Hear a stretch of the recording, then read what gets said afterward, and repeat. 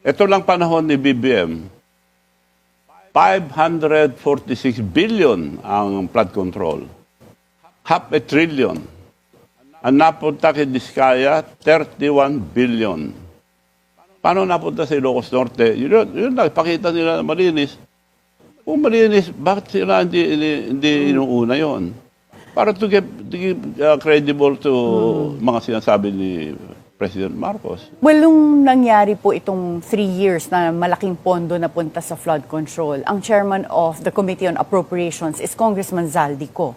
Pero hindi pa po siya umuuwi. Palagay niyo po ba uuwi si Congressman Zaldico?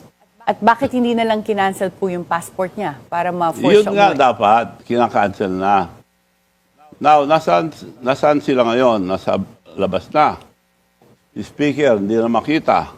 Umalis na po ba si Speaker Martin? Nagsabi siya na handa daw siyang